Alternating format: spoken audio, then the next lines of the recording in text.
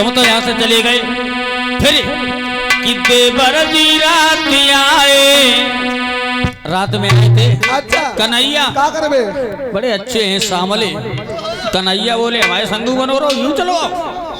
हाँ, देवर जी रात आए, बनाए गए अटरिया, देवर जी रात आए।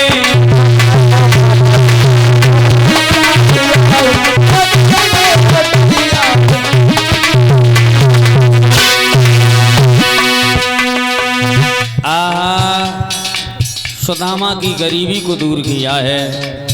और इधर 101 रुपये हमारे करीब भिजवा रहे हैं श्री जवाहर लाल सिंह यादव, इसी गांव भैंसरौली से।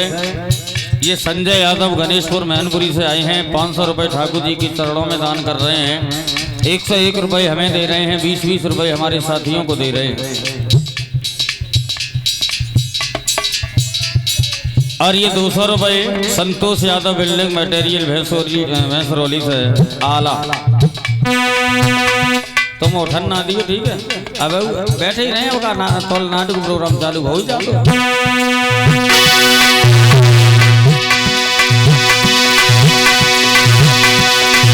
संजय यादव गणेशपुर के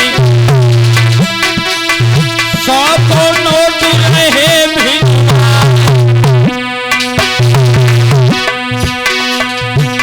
20 से मेरे साथ न की, लई संजय ने लाज बचाई।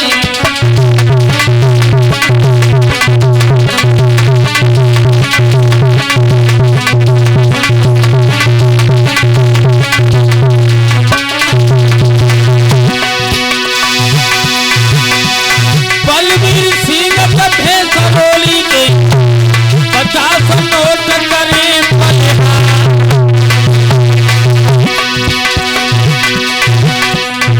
संतोष मटेरियल जानो, कोई नोट रहे लड़काए।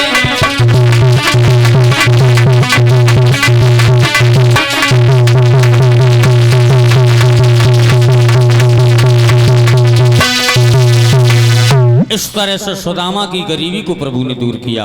अब ध्यान दें परीक्षित महाराज, परीक्षित जी अब ध्यान दें जरा थोड़ी देर, 5 मिनट। कथा का 7वां दिन था, सबके तिलक लगाए जा रहे थे। श्री सुखदेव जी सावधान करते हैं, हे राजन परीक्षित, कहो कुछ दिखाई दे रहा है? परीक्षित बोले हमें तो लगता है कि परमात्मा हमें अपने पास बुला रहे हैं।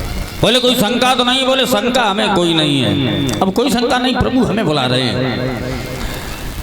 एक विद्वान ये कहता है कि 7वें दिन कथा सुनते ही सुनते परीक्षित की आत्मा परमात्मा में विलीन हो चुकी थी, केवल शरीर रह गया था। और कुछ विद्वान ये बताते हैं कि लास्ट में सुखदेव जी बोले परीक्षित तुम्हारे वंश में ऐसे ऐसे योद्धा हुए जिन्होंने हाथी को उछाल के फेंक दिया, वो हाथी आज तक लौट के नहीं आया। तो परीक्षित नाक सिकोड़ी गई, उतनी शंका कर गए, उतनी नाक कच्ची रह गई, पूरा शरीर पवित्र हो चुका था परीक्षित का। ऐसा बताते हैं। कुछ विद्वान ये कहते हैं कि तक्षक ने परीक्षित के मृतक शरीर को डसा था और धनवंतर नहीं आए थे परीक्षित को जिंदा करने के, क्योंकि धनवंतर बहुत बड़े महात्मा थे और धनवंतर को ये मालूम था कि परीक्षित की उम्र पूरी हो गई है, अब इसको कोई जिंदा नहीं कर सकता।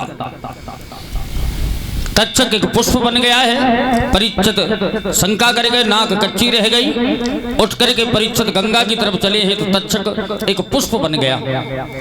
परीक्षित ने उस पुष्प को देखा, सुगंध लेने के लिए पुष्प को हाथों में उठा लिया। परीक्षित जी इधर आ जाएं।